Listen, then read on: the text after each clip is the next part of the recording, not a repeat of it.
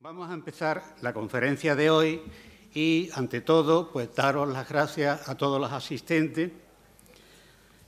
También quiero deciros que las dos que nos quedan del ciclo las hemos tenido que pasar a jueves en vez de ser los miércoles por el tema de que, como se han alargado, estaban ocupados los miércoles. Entonces, las dos que nos quedan van a ser, digamos, conferencias que se van a celebrar los jueves.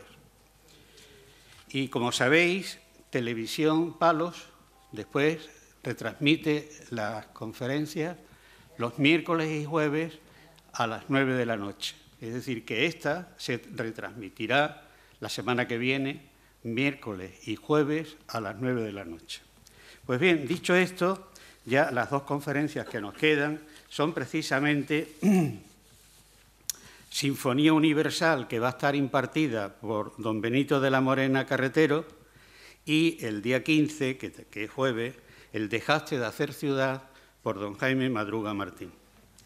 Dicho esto, pues lo que de alguna manera voy a leer brevemente los currículum de los dos conferenciantes, es decir, que hoy tenemos la novedad de que se va a impartir la conferencia entre los dos, doña Paloma y don Diego, y con respecto a doña Julia Paloma Ergueta Sánchez, que yo no sabía que se llamaba Julia, ella es licenciada en Medicina y Cirugía por la Universidad de Alicante, con el número 3 de su promoción y un expediente en el que saca matrícula de honor.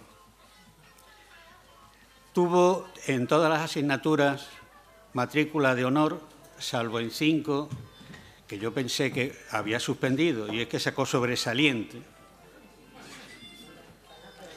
El grado de la licenciatura en la modalidad de tesina de la licenciatura con calificación de sobresaliente por unanimidad. Es premio extraordinario de licenciatura en Ciencias Básicas. Cuando hizo el MIR sacó el número 163 de 37.000 personas que se presentaron. Es especialista vía MIR en dermatología obtenida en el Hospital 12 de Octubre en Madrid en el año 93. Fue primera representante MIR en la Academia Española de Dermatología y Venerología. Realizó los cursos de doctorado con suficiencia investigadora en el año 94.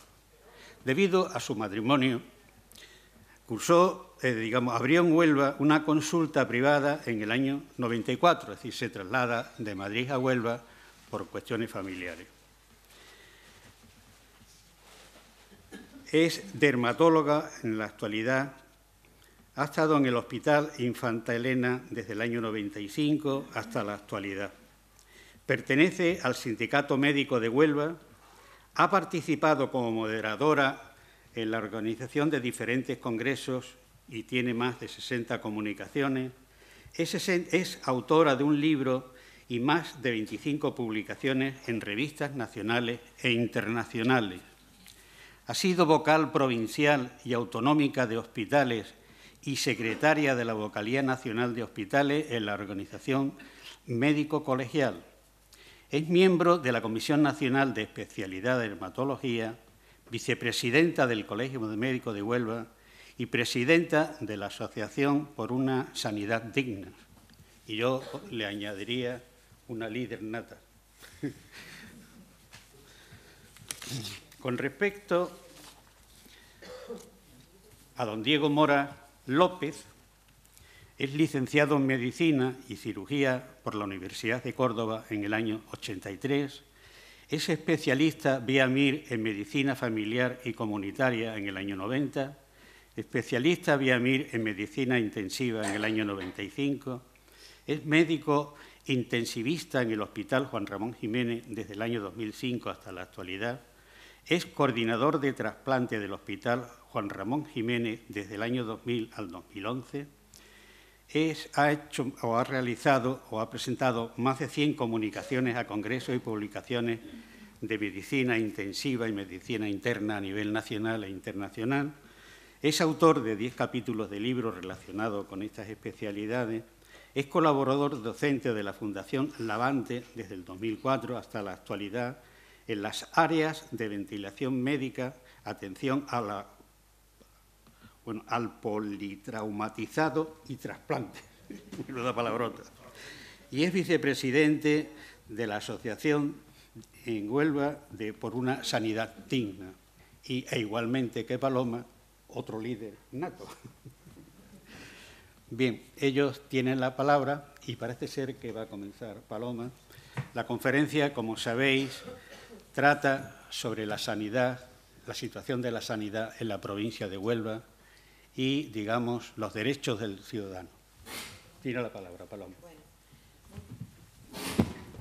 Lo primero, muchas gracias a todos por haber asistido aquí a escuchar nuestra conferencia, y a Manuel y a su fundación por habernos invitado y habernos tenido en cuenta para su ciclo de conferencias sobre Huelva.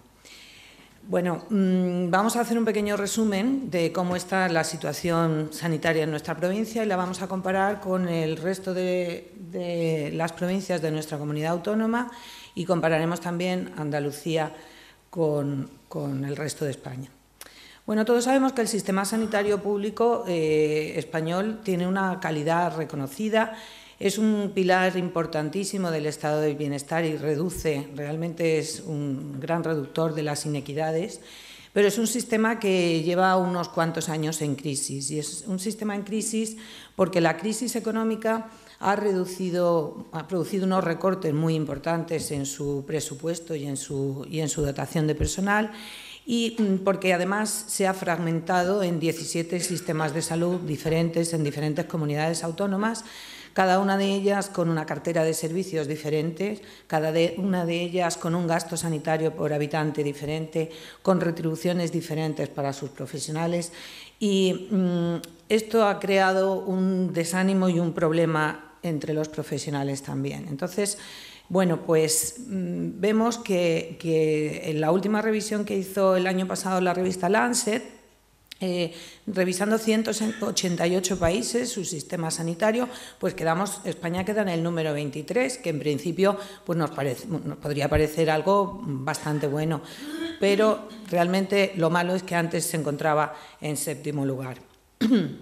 Si la Federación de Asociaciones en Defensa de la Sanidad Pública hace una revisión todos los años comparando los diferentes sistemas de salud de las distintas comunidades autónomas, y bueno, pues en su último estudio nos habla de que ha habido un importante retroceso, un importante recorte presupuestario entre 15 y 20 millones de euros dedicados a la sanidad.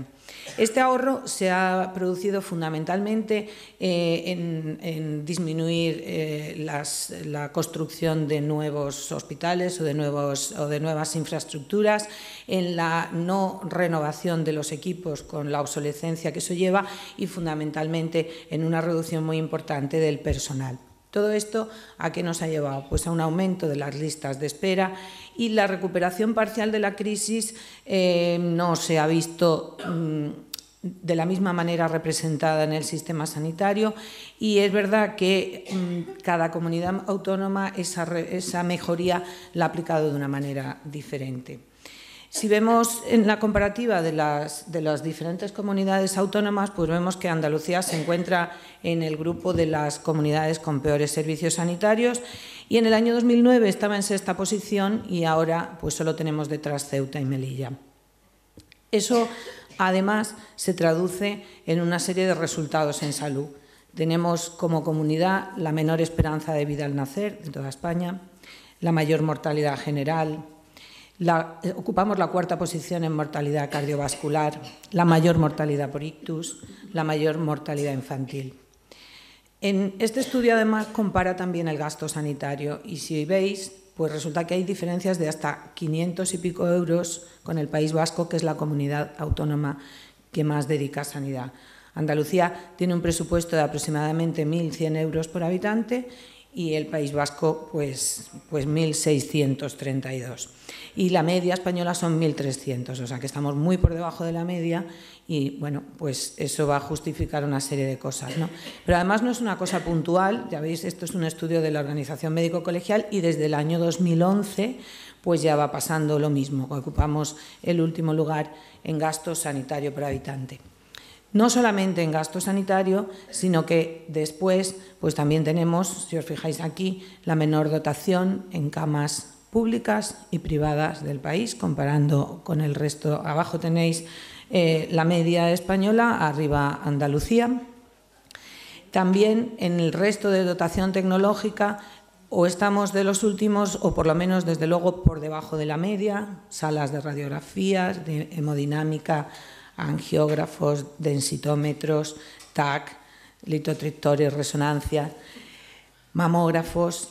Después, nuestra comunidad además tiene otro problema, que son las subastas de medicamentos. Las subastas de medicamentos somos la única comunidad autónoma que la realiza. De los 14.000 fármacos que están autorizados en su comercialización en España, los andaluces solo tenemos acceso alrededor de unos 300, los que salen por subasta. La mayoría de ellos, o muchos de ellos, están fabricados por laboratorios extranjeros, algunos de países pues, como Vietnam, la India, con controles de calidad bastante deficitarios en ocasiones. De hecho, algunos de ellos tienen restringida su acceso en Estados Unidos, no están permitidos su comercialización.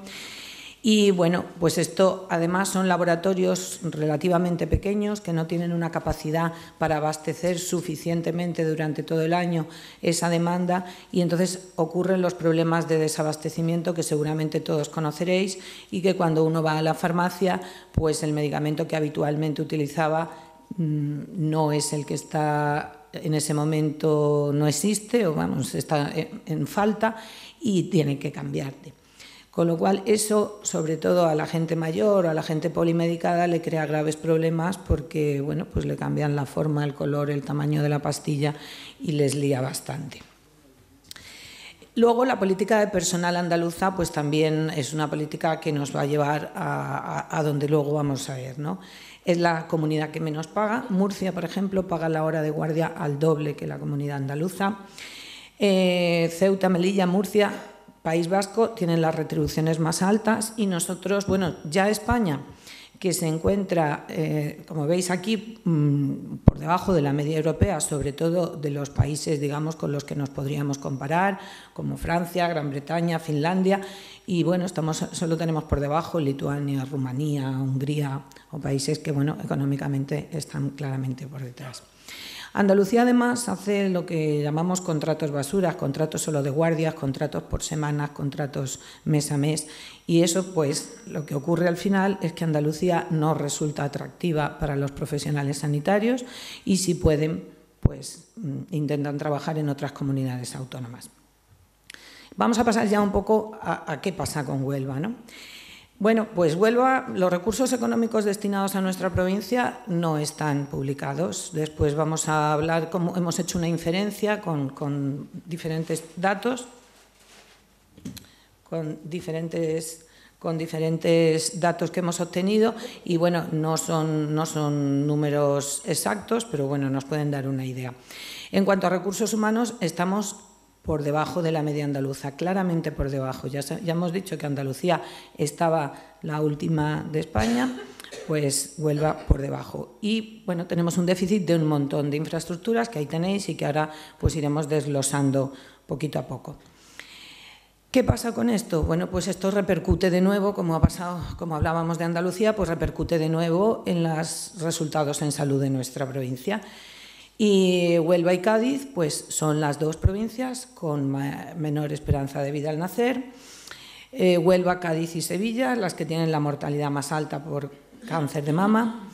Huelva ha tenido durante mucho tiempo la mayor mortalidad infantil, la más alta de Andalucía y de España, y ha mejorado la mortalidad global, pero la posneonatal, y luego explicaremos eso, pues sigue manteniéndose muy alta.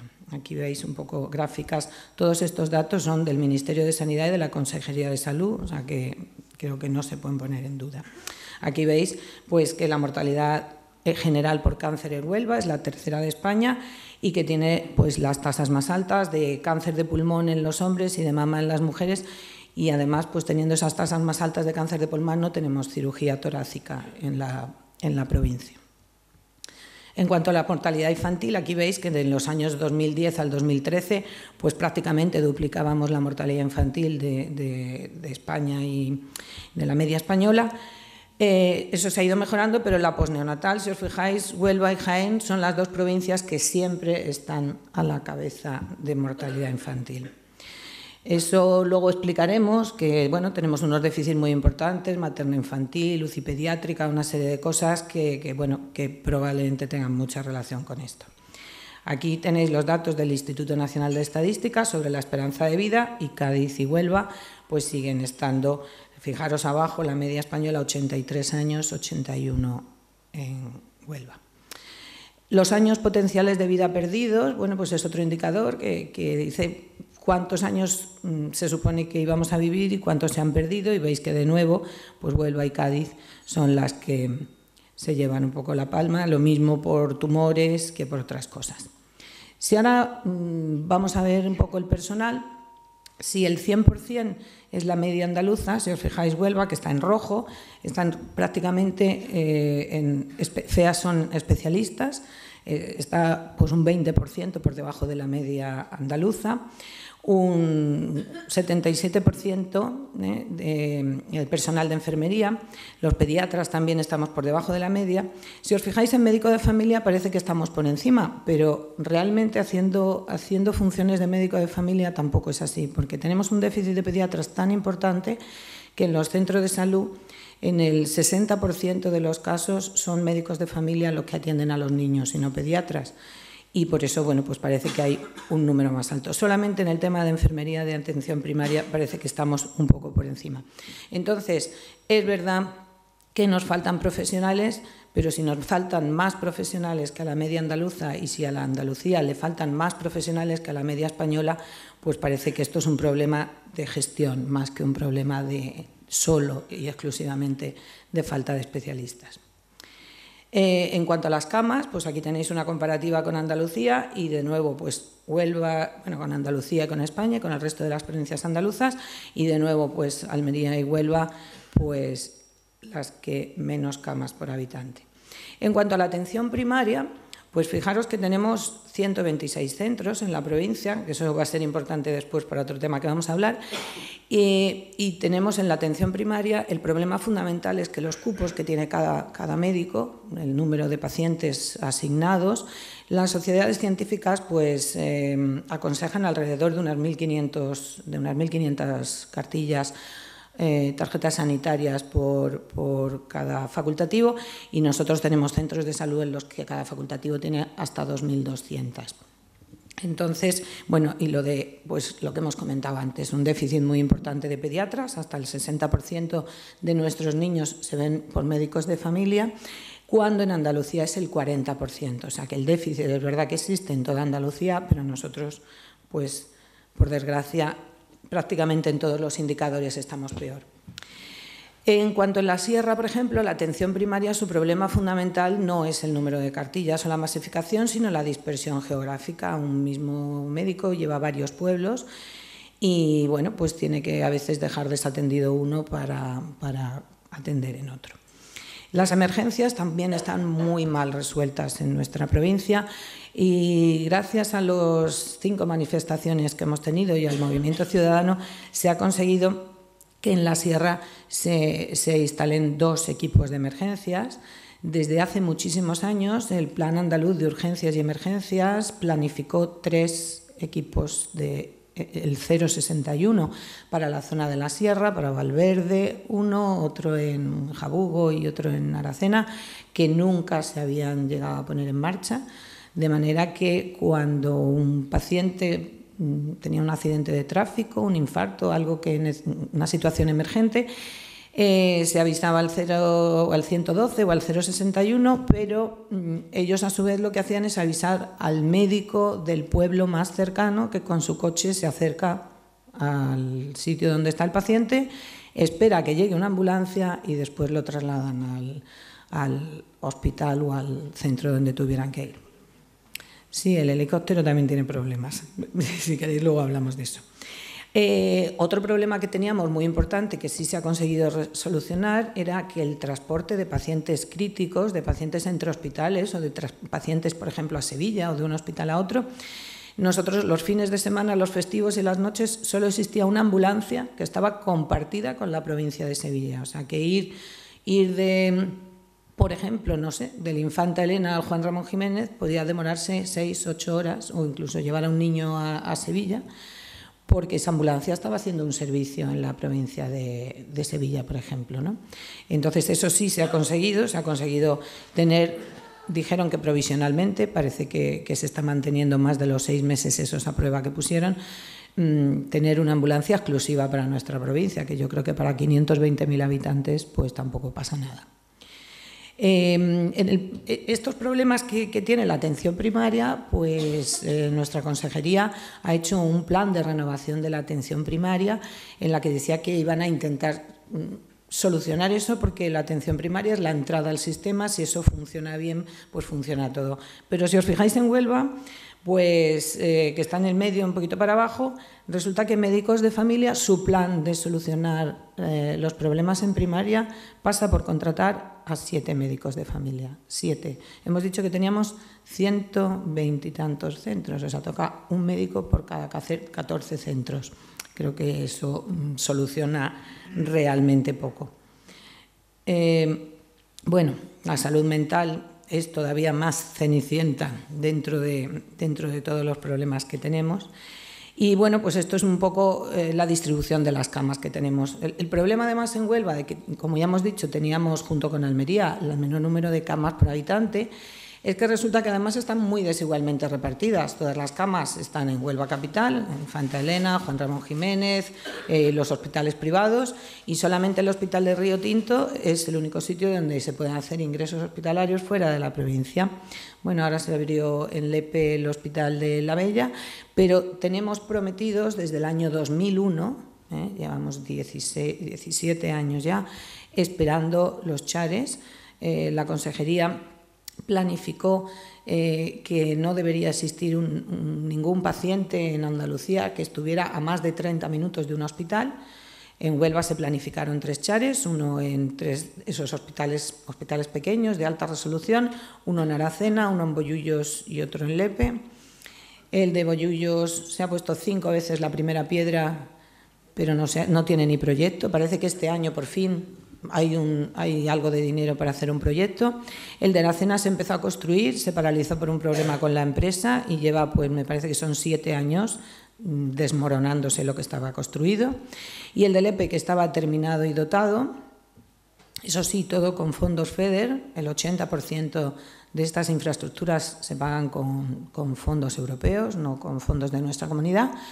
Pues este hospital está terminado por un conflicto entre administraciones que se echan la pelota de quién tiene que construir el acceso. Pues no está abierto, no está funcionante y de hecho tiene poca pinta de que se vaya a abrir, porque todo el material que existía dentro se ha desmantelado. El TAC está en Andújar, ni siquiera está en nuestra propia provincia, está en Andújar. Los respiradores, las mesas de quirófanos han servido para la remodelación de los quirófanos del Hospital Infanta Elena. De momento, pues tiene mala pinta de que eso se vaya a abrir próximamente. Entonces, pues resulta que encima de que no tenemos chares, tampoco tenemos materno-infantil, que, bueno, pues puede tener relación con esa mayor mortalidad infantil que hemos dicho. En cuanto a profesionales, pues como ya hemos dicho antes, también estamos por debajo, claramente por debajo de la media. Andalucía es deficitaria en relación a la media española en 41 de las 46 especialidades. Huelva es deficitaria en absolutamente todas. Pero en algunas es un poco deficitaria, en otras es extremadamente deficitaria, como hemos dicho, por ejemplo, en pediatría, que el 60% de los niños no están atendidos por pediatra. Nos pasa en reuma, en alergia, en neurocirugía, en cirugía vascular, pero es que en algunas son meramente testimoniales, porque cirugía plástica tenemos, pero tenemos una cirujana plástica contratada al 50% para 520.000 habitantes en la provincia. Y maxilofacial pues también tenemos nada más que uno. Y luego además de esas especialidades que, bueno, decir que existen, pero realmente son casi testimoniales, pues hay muchas especialidades como la cirugía de tórax, en la provincia con mayor cáncer de pulmón, la cirugía cardíaca, la cirugía pediátrica. Un niño para operarse de apendicitis se tiene que ir a Sevilla, y para cosas más graves, por supuesto, pero para cosas como esta también. Y también pues cirugía cardiovascular. Entonces, ¿qué necesitamos? Bueno, necesitamos un hospital de primer nivel, un hospital que tenga todos los servicios, como tiene un hospital Macarena, como tiene el Reina Sofía, como tiene Torre Cárdenas, como tiene el Complejo Hospitalario de Jaén, como tienen el resto de las provincias. Necesitamos camas, necesitamos chares, acercar la atención especializada, la atención hospitalaria a todas las zonas de la provincia. Necesitamos personal de todas las categorías y bueno, ahora Diego nos va a hablar fundamentalmente de tres cosas o de dos cosas fundamentalmente que son muy graves y que como ya hemos visto antes, pues la mortalidad por ictus era la más alta y la mortalidad por enfermedades cardiovasculares y el tema del materno-infantil. En esos tres puntos vamos a hablar un poquito más en profundidad y vais a ver por qué es tan importante y por qué nos parece que está relacionado realmente con esos resultados en salud. Pasamos a la lectura, ¿no?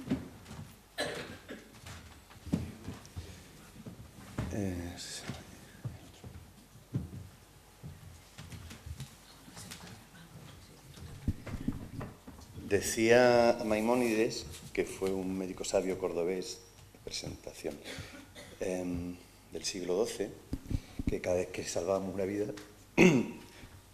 salvábamos el mundo entero. Yo estoy aquí un poco para demostraros, aparte de las cifras que Paloma ha expuesto, problemas que tenemos en el día a día para salvar el mundo. Yo voy a hablar de mi experiencia. Yo me dedico a los cuidados críticos, pero estoy seguro que si aquí se sube un internista, un cirujano, un pediatra, os podrían hablar de otras muchas deficiencias que tiene nuestro hospital, que a lo mejor eran explicables un poco antes, pero que estamos en pleno siglo XXI y que ya tienen poca justificación, bajo mi punto de vista o bajo el punto de vista nuestro. Nosotros no somos un grupo de radicales que pedimos la luna, sino que pedimos trabajar y salvar el mundo con los mejores recursos y los mejores medios. Mirad, muy rápido.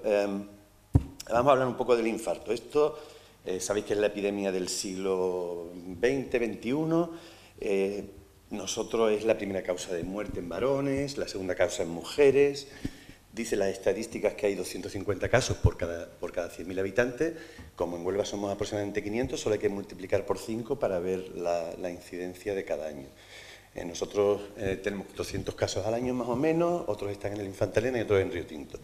Se ha avanzado muchísimo en el tratamiento del infarto. Fijaros, en los 60 se morían el 60% de los pacientes que tenían un infarto, hasta que aparecen las unidades de cuidados intensivos, UC. Somos capaces de bajar la mortalidad del 18%. En los 80 se inventa un tratamiento que se llama fibrinolisis, que es un medicamento que disuelve el trombo de la arteria coronaria, la abre y salva ese corazón que se iba a gangrenar, entre comillas. Bajamos la mortalidad de los 80 hasta el 11% y desde 2008 se sabe que en vez de usar ese medicamento, si metemos un catéter y abrimos la arteria con ese catéter, podríamos ser capaces de bajar la mortalidad hasta un 5% nada más. Bueno, nosotros nos hemos quedado anclados en los 80, mirad. Quizás hace un tiempo se podría explicar por la falta de especialistas en hemodinámica, de laboratorios de hemodinámica, pero yo creo que hoy día tiene poca justificación. Mirad, hay que abrir la arteria rápidamente, muy rápidamente, el tiempo es oro, se dice en esta patología, y como he dicho, hay dos opciones. O el fármaco, la frenolisis, que si lo veis tiene bastantes contraindicaciones y tiene bastantes efectos secundarios. 7 de cada 1000 sufre una hemorragia y esas hemorragias, si son hemorragias cerebrales, son extremadamente graves. Y además, este medicamento, que cada vez que lo ponemos, cada ampolla cuesta 1.096 euros con 83, solo es efectivo en un 60% de las veces. El 40% de las veces no funciona. La angioplastia, como os he dicho, es meter un catéter, abrir esa arteria, nos evitamos el gasto de ese medicamento frenolítico y disminuimos los efectos secundarios, la mortalidad y mejoremos los resultados. La que nosotros reivindicamos, y ahora vamos a ver por qué, es la angioplastia primaria, la que se hace cuando te da el infarto, tienes que llegar antes de 2 horas a un hospital donde se te abre la arteria. Existe la angioplastia de rescate para cuando fracasa. Cuando hacemos el tratamiento frenolítico con el medicamento, cuando fracasa, llamamos a los compañeros y sí tenemos angioplastia de rescate. O la programada, que es el que se le hace al paciente que tiene una angina de pecho, viene de su casa, oye, mira, que me duele, que tal, que no sé qué. Ahí no tenemos ningún problema. Ya de hace tiempo se sabía de que cada 9 enfermos y medio que tratabas con una angioplastia salvabas una vida o un infarto, un ictus. Y esta evidencia, esta de lo que llamamos evidencia científica, las pruebas de que esto es efectivo han ido aumentando con los años. Nos lo dijeron en 2008 ya lo sabíamos, en 2012, 2013 las sociedades europeas de cardiología se reúnen y dicen tenéis que implantar esto en todos los sitios porque salva vidas, porque cada 20 angioplastias primarias que hagamos, frente a la frenolisis estamos salvando a un enfermo o de morirse o de tener un infarto o de tener un ictus. Y nos lo vuelven a repetir en agosto pasado. Se reúne el Consejo Europeo de Cardiólogos y nos dicen que efectivamente que hoy día el tratamiento frenolítico no tiene ningún sentido, que está muy superado, que incluso cuando un paciente llama al 061 porque tiene dolor torácico y el 061 le hace un electro y demuestra que tiene un infarto, ni siquiera deberían pasar por el Hospital Juan Ramón Jiménez, puesto que tenemos hospitales, el de Sevilla. Esto quiere decir, en menos de 120 minutos tendría que estar en un hospital donde sí hay angioplastia primaria. Es decir, desde agosto de 2017 sabemos que nuestros enfermos con infarto están siendo maltratados según las guías y según las recomendaciones internacionales. Yo creo que esto es muy importante. Esto es un poco lo mismo. Como os digo, ahora mismo estamos haciendo frenolisis todavía a 1.096,83 euros el vial. Sabemos que de cada 20 pacientes que hacemos frenolisis, uno va a tener un infarto, un ictus o una muerte, y esto os puedo asegurar que se cumple, porque justo antes de Navidad tuvimos el ictus, tuvimos el reinfarto, y ayer, que estuve yo de guardia, murió un señor en el que se había hecho frenolisis, que a lo mejor el hombre era mayor, igual, si se hubiese hecho la angioplastia primaria, igual hubiese salido, ¿no? Eso es muy difícil de mostrar. Pero bueno, quizás teníamos que haberle asegurado que íbamos a darle el mejor tratamiento posible. Hoy día, pues tenemos la angioplastia primaria en horario de oficina, de 8 a 15. ¿Vale? O si hay contraindicaciones para la frenolisis, si no podemos poner ese medicamento porque el enfermo está sangrando por algún sitio, un medicamento que hace que provoca hemorragias, es decir, que, como decimos a los pacientes, diluye la sangre, ¿no? Si el paciente se ha operado hace poco, si ha tenido un traumatismo, si tal, está contraindicado, entonces sí vienen, ellos están localizados y vienen a hacernos la angioplastia primaria, solo si hay contraindicaciones de frenolisis. Como os decía antes, el 40% de las frenolisis fracasan. Si fracasa, a los 90 minutos tenemos que repetir electros. Si sigue habiendo un electropatológico de infarto, llamamos y también vienen los compañeros a hacernos la angioplastia de rescate. ¿Vale? Y con la programada pues no tenemos ningún problema absolutamente. No sé si después en el debate podríamos debatir el por qué pasa esto, pero desde mi punto de vista es una tormenta perfecta. Se han juntado varios motivos que creo que lo pueden explicar por qué este retraso. Ahora mismo en todas las provincias se hace angioplastia primaria, excepto en Huelva. Creo que en Almería, no sé si es hasta las 8 de la tarde o ya lo han solucionado también, estaban ellos peleando por eso también. Dicen que lo están negociando, pero llevamos negociando muchos meses y no se llega a un acuerdo. Lo último que me dijeron a mí el otro día en el laboratorio de hemodinámica es que la gerencia, la dirección, pretende hacerlo con un personal de enfermería mínimo. Son 5 enfermeros, se tienen que desplazar 2 a cada angioplastia primaria, con lo cual eso les obligaría a estar de guardia pues, prácticamente un día sí, otro no. Entre 5 personas hay que dividirse el mes de 2 en 2. No sé qué os parece, lo debatimos luego, pero me parece que no estamos pidiendo nada fuera de lo normal. Estamos pidiendo ser como el resto de provincias andaluzas, porque sabemos que podemos salvar más vidas de las que salvamos. Y nos pasa un poco parecido con el ictus. El ictus es un poco lo mismo, una arteria se obstruye, falta riego al cerebro y hay una parte del cerebro que se muere, ¿vale? Deja secuelas, deja lo que la gente llama una congestión. Ahí hay muchos datos también, una mortalidad altísima de 27 por cada 100.000, lo mismo, multiplicamos por 5 y tenemos más o menos los fallecimientos que hay por ictus en la provincia de Huelva. Hay una consideración que me parece importante y más importante con esto de la fusión y los movimientos que se han hecho de especialistas entre un hospital a otro, que es que el 80% es un trombo que te obstruye la arteria y te provoca un infarto cerebral, pero hay un 20% que son hemorragias. Las hemorragias las trata el neurocirujano, probablemente, si son accesibles, abriendo la cabeza, y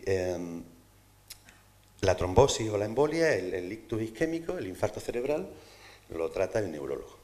Bueno, pues nosotros, y no hay manera de distinguirlos, es decir, al paciente se le tuerce la boca, deja de hablar, se le cae la mano, puede perder la conciencia y llama al 061. El 061 no tiene ni idea de si es una hemorragia o un infarto cerebral hasta que no se le hace un TAC. Tenemos un especialista en cada hospital, el neurólogo en el Infanta Elena y el neurocirujano en el Juan Ramón Jiménez. ¿Dónde llevamos a ese enfermo? Tienes un 20% de posibilidades de equivocarte. Esto es real y está pasando, fijaros que lo que hablaba Paloma de la ambulancia de críticos, nosotros, bueno, el 061 ha llevado a un paciente con una hemorragia no ha sido uno, ha sido más, pero una hemorragia al Infanta Elena, de esto que había que abrir rápidamente la cabeza, se le hace el TAG allí, el 061 ya se ha ido, se llama a la ambulancia de traslado y esa ambulancia estaba en Osuna. El paciente tardó 6 horas en llegar de un hospital a otro. Probablemente eso ha provocado unas secuelas. Bueno, es decir, son cosas que nosotros queremos mejorar, no estamos pidiendo, creo, nada fuera de órbita. Y fijaros, la historia del ictus es muy curiosa. El ictus, bueno, era la cenicienta del hospital porque no había pocas cosas que se podían hacer. Pero hace un tiempo, mucho después que en el infarto, pues vemos que la fibrinolisis también sirve. El medicamento este que diluye la sangre y quita el trombo también sirve.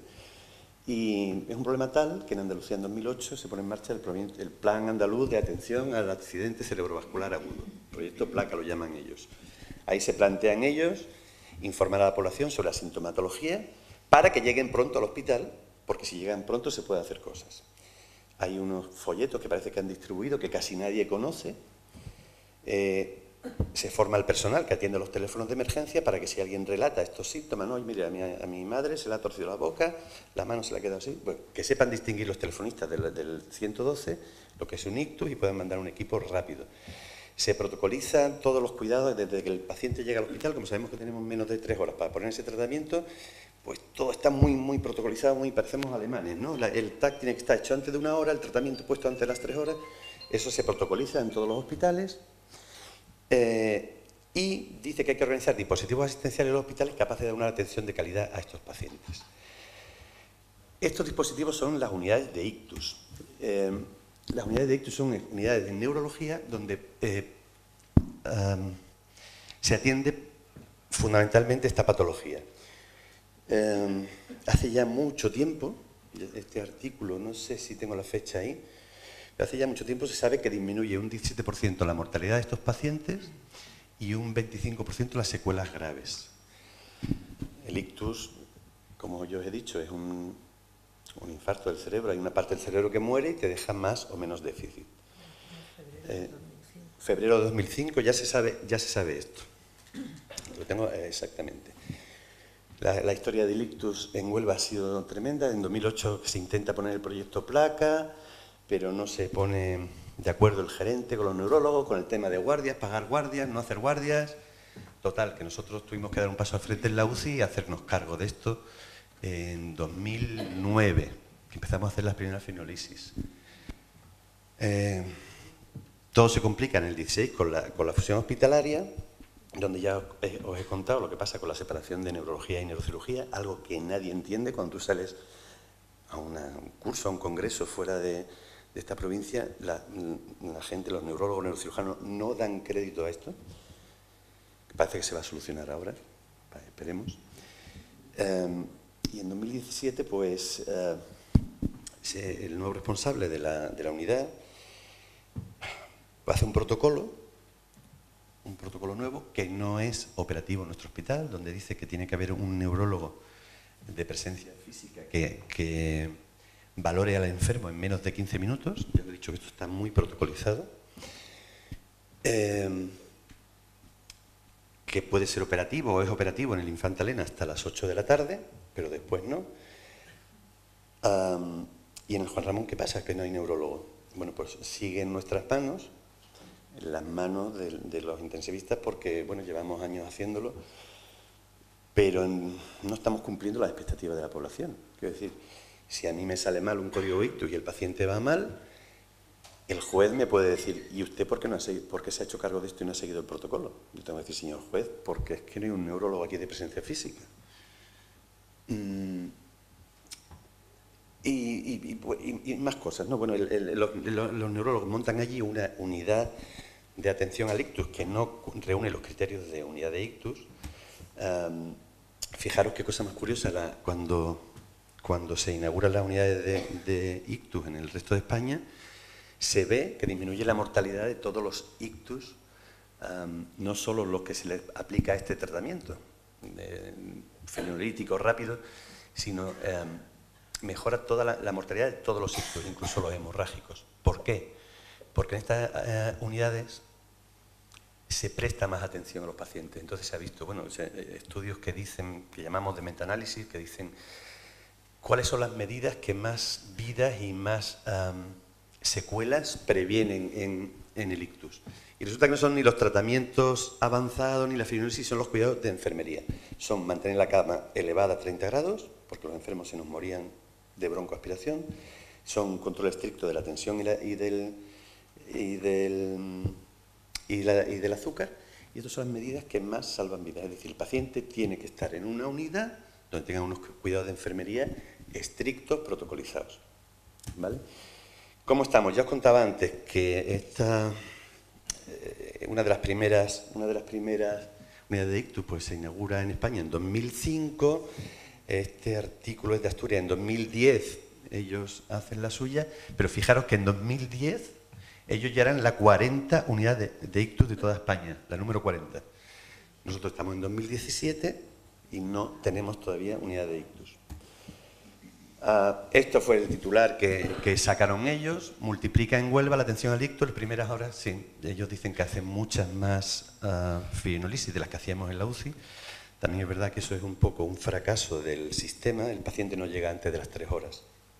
El paciente llega más tarde. Entonces se han ampliado los estudios y dice, bueno, pues mire, si llega hasta 4 horas y media, también ponga el tratamiento. Y también parece que salva cerebro. Y entonces, claro, ellos venden que están haciendo mucha más fibrinolisis. Estaría bueno, claro que sí, porque han aumentado las indicaciones. Pero no era una unidad de ictus. Esta unidad que dicen aquí ellos, ya os comentaba, el neurólogo está solo en el Infanta, solo hasta las 8 de la tarde, con lo cual no reúne los criterios que la Sociedad Española de Neurología dice que hay que tener para ser una unidad de ictus como tal. Un neurólogo de presencia física 24 horas. Bueno, ya por fin, después de 5 manifestaciones y de decir que somos unos radicales, que pedimos el oro y el moro, parece que vamos a tener una unidad de ictus. Por fin. Parece. Esto sí, yo en el hospital ya se está escuchando. Ellos han sacado esto a la prensa. Huelva tendrá una unidad de ictus para atender a 1.300 pacientes al año. Parece que sí. Parece que van a coger 2 habitaciones de la planta de neurología, la van a juntar y van a poner 3 camas. Nos parece muy bien. Pero, de nuevo, la Sociedad Española de Neurología recomienda una cama por cada 100.000 habitantes. Nosotros somos 550, vamos a quitar 70 que se lleva... 70 se lleva Río Tinto, que ellos trabajan con Sevilla, nos quedamos en 450, nos tocarían 4 camas y media. Y ya seguro que sale alguien diciendo, joder, esto de Huelva por una sanidad digna, ya están dando por saco, es mejor tener eso que nada. A mí me preocupa que sea un 50% más pequeño de las recomendaciones, porque me parece, y ojalá me equivoque, esto es una opinión personal, que si tenemos una unidad tan pequeña, el enfermo va a estar menos tiempo de la cuenta en esa unidad para meter al siguiente. Con lo cual igual no se beneficia tanto de los beneficios potenciales de la unidad de ictus. Es una opinión personal y ojalá que me equivoque. Y bueno, no sé, nosotros el juramento hipocrático ya, yo no lo hice, eso era un acto un poco folclórico, pero el juramento hipocrático lo hemos transformado ahora en unos principios bioéticos que creo que son de obligado cumplimiento para todos los médicos y creo que para los gestores deberían ser también, ¿no? Principio de autonomía, el paciente tiene que elegir qué se le va a hacer, cómo se le va a hacer. El principio de beneficencia, que depende de la relación que el médico y el paciente, y cuando pone ahí médico, yo pondría también instituciones sanitarias, al paciente hay que darle lo que más le beneficie, hay que darle una angioplastia las 24 horas del día, porque sabemos que salva vidas. Eso yo creo que toca directamente el principio de beneficencia.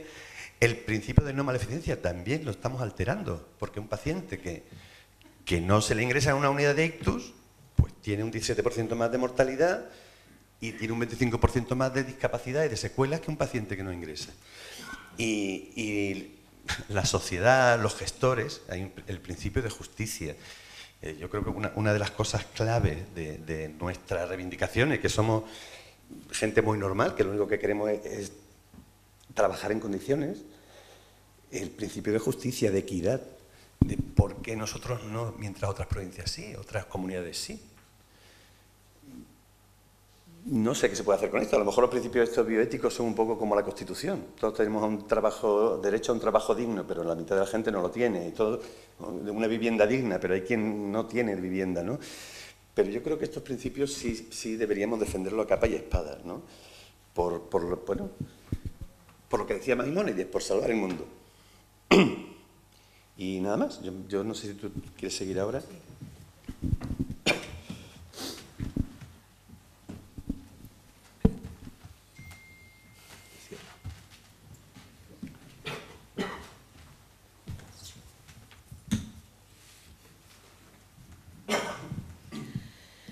Bueno, como veis, lo que estamos pidiendo realmente, como dice Diego, no es la luna. Estamos pidiendo ser como el resto de los andaluces, tener los mismos derechos y las mismas expectativas de vida y de tratamiento que el resto de los andaluces, porque además el sistema sanitario no es un regalo, el sistema sanitario lo pagamos todos durante toda nuestra vida y, bueno, además parece un poco... no sé, yo siempre digo que si uno va a comprar un coche, paga el coche por adelantado y dice, yo lo quiero para el mes de agosto que me voy de vacaciones. Y cuando vas el mes de agosto a recoger el coche te dicen, no, mire usted, no tengo el coche porque no tenía trabajadores suficientes, porque no tengo yo el coche. Bueno, y devuélvame usted el dinero o ¿qué hago? Lléveme a otro sitio donde yo necesito el coche. No, cómprese usted el coche o espere a que lo tenga hecho. Cómprese usted el coche en otro sitio, pero yo el dinero no se devuelve. Eso no lo entenderíamos y, sin embargo, aquí lo entendemos perfectamente. Entendemos que hay que esperar porque, a costa de decir que la sanidad es gratuita, entendemos que es gratuita y no entendemos que todos los meses todos los españoles la estamos pagando. Bueno, pues además, si no luchamos por ello, pues lo que pasa es que la vamos a pagar con nuestra vida y con las secuelas nuestras, de nuestros familiares, de nuestro entorno. Y ahora os voy a hablar un poco también del materno-infantil, ¿no? Otra de las demandas estrella, digamos, hemos conseguido, bueno, lo de la ambulancia de críticos es que clamaba al cielo, porque en muchos casos el tiempo es vida y bueno, compartir la ambulancia no tenía sentido. Lo del tema de las emergencias, bueno, pues hemos conseguido 2, pero nos faltan otros 2 equipos más, uno en la zona de Valverde, otro en la zona de la A49, que solamente hay uno, y que encima cuando llegaba el verano se trasladaba a Matalascañas para cubrir las emergencias por el aumento de personal, pero el resto del condado pues se quedaba con un déficit, ¿no? Bueno, pues otro de los problemas estrella de nuestra sanidad es el materno-infantil. ¿Y por qué queremos un hospital materno-infantil? Bueno, el materno-infantil es un hospital que está específicamente dedicado al tratamiento de las mujeres y de los niños. Y ese es su único eje de atención y es altamente especializado en eso. Y la evidencia científica dice, como en lo que estaba comentando Diego, en la angioplastia, pues que los resultados en salud son mejores. Tiene una serie de especialidades, o tendría el materno-infantil una serie de especialidades de las que nosotros carecemos. La cirugía pediátrica, la oncología pediátrica, todas las especialidades pediátricas de las que carecemos. Y muchas veces pensamos, bueno, pero al niño lo tratan en Sevilla, y nos paramos a pensar qué representa eso. Una familia que se desplaza a una ciudad en la que no tiene por qué tener alojamiento. Toda la familia no se puede desplazar. A lo mejor se desplaza el padre o la madre, que está sola con ese niño, que no tiene apoyo del resto de la familia en unas situaciones a veces muy difíciles, ¿no? Entonces, yo creo que los niños onubenses y las mujeres onubenses tenemos derecho a la igualdad, no tenemos derecho, no pedimos más, pero pedimos ser igual que el resto.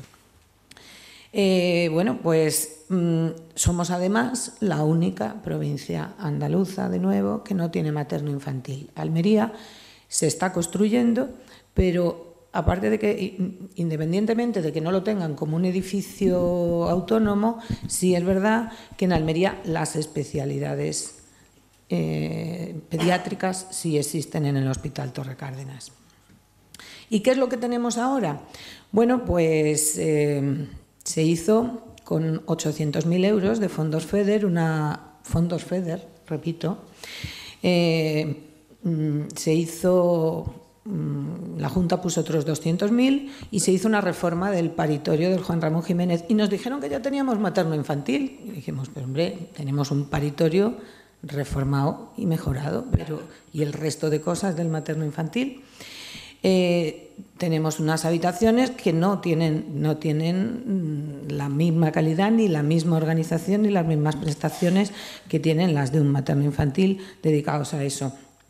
El personal que tenemos es un personal insuficiente y tenemos, de hecho, la sala de espera de urgencias de ginecología es el rellano de una escalera. O sea que esa es lo que tenemos ahora. Y bueno, ya lo que hemos dicho, ¿no? Que la mayoría de los problemas pues los tenemos que trasladar a Sevilla, cuando además venimos de una atención primaria, como dijimos antes, en la que el 60% de los niños no son atendidos por pediatras. Y bueno, dijeron, no, vamos a construir. La presidenta, doña Susana Díaz, se comprometió el año pasado en el Parlamento en que iba a haber un materno-infantil para Huelva.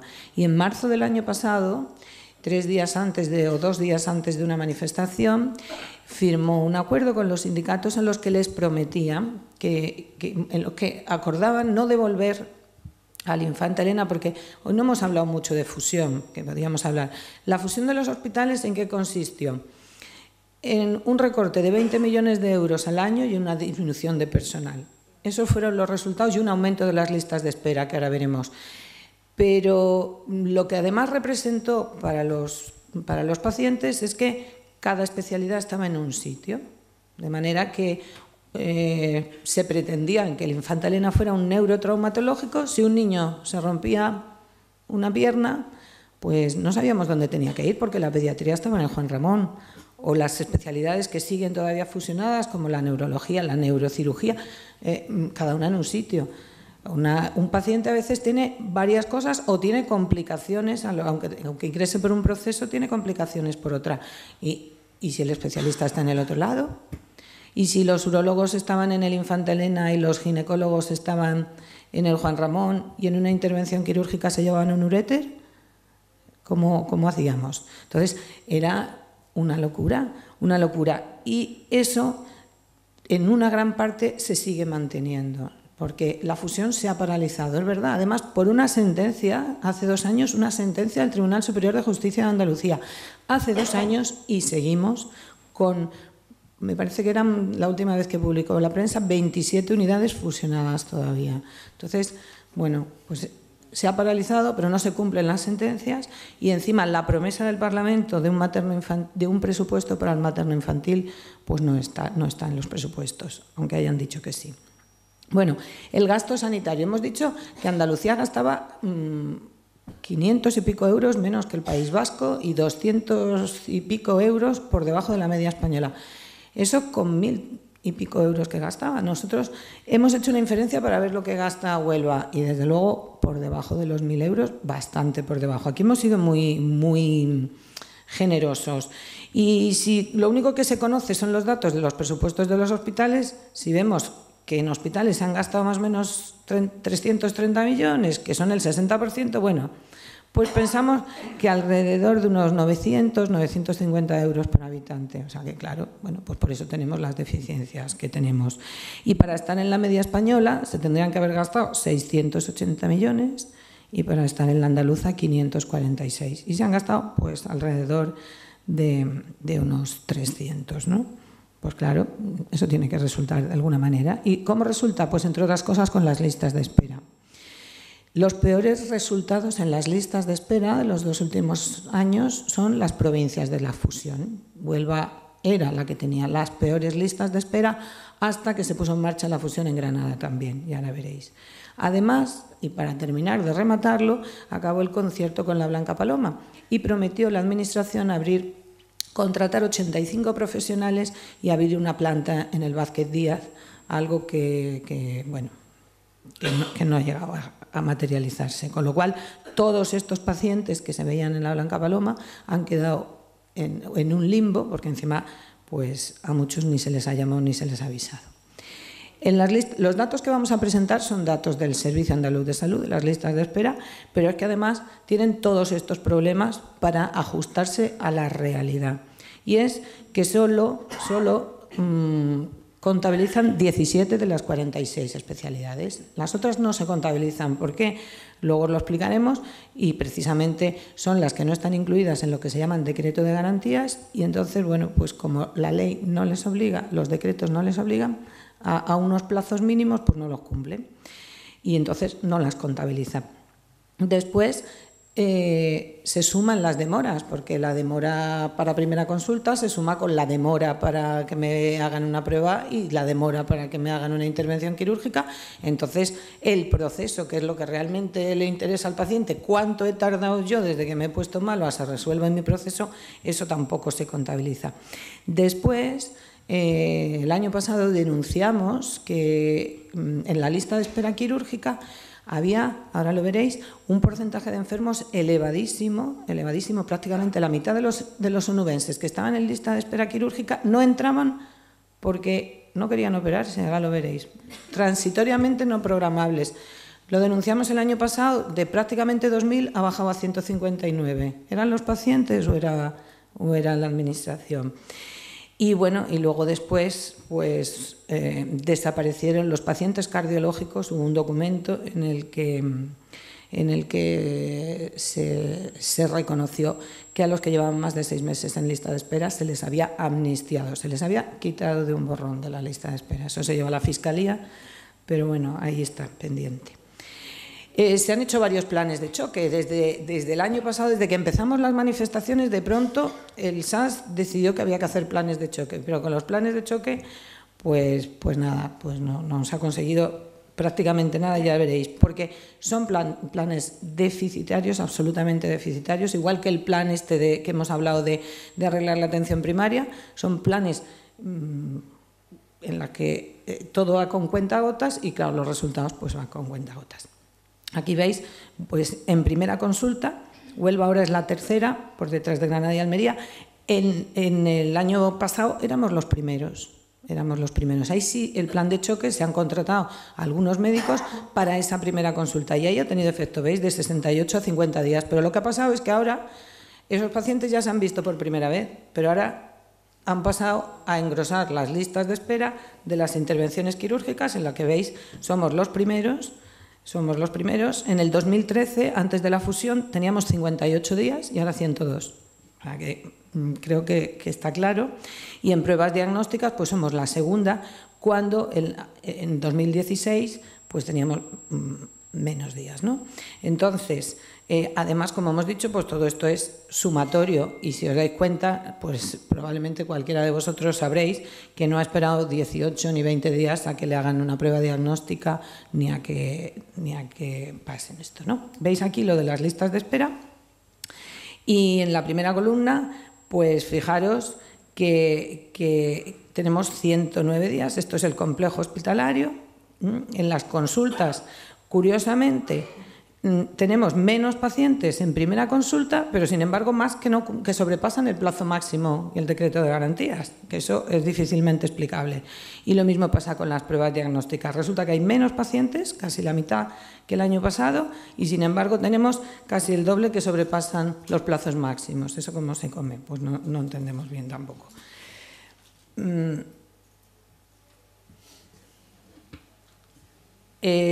Aquí veis lo que os comentaba el año pasado, de 3.900 pacientes que estaban pendientes de operarse, resulta que había 1.941 suspensiones temporales porque el paciente no quería operarse. Qué curioso, ¿no? Y resulta que este año, pues habiendo más pacientes en lista de espera, 4.300, solo hay 159. Bueno, pues porque yo creo que eso tiene que ver con las denuncias que hicimos. Y veis que los resultados del Hospital de Río Tinto son infinitamente mejores que los del complejo hospitalario. Esto es muy importante y esta es la campaña que tenemos ahora en marcha y yo creo que esto además os lo tenéis, fuera tenéis folletos y os lo tenéis que llevar y tenerlo guardado en casa porque son vuestros derechos. Desde el año 2001 la Consejería se han publicado en Boja diferentes decretos que aseguran un plazo máximo de atención. Es decir, que si tú, por ejemplo, en el punto 1 que estamos aquí viendo, si uno está esperando la primera cita para el especialista de cualquiera de esas especialidades, tiene un máximo de 60 días. Y si a los 60 días no le ha visto el especialista, tienen derecho a ser atendido o en otro centro público o en un centro concertado o en un centro privado financiándolo el SAS. ¿Vale?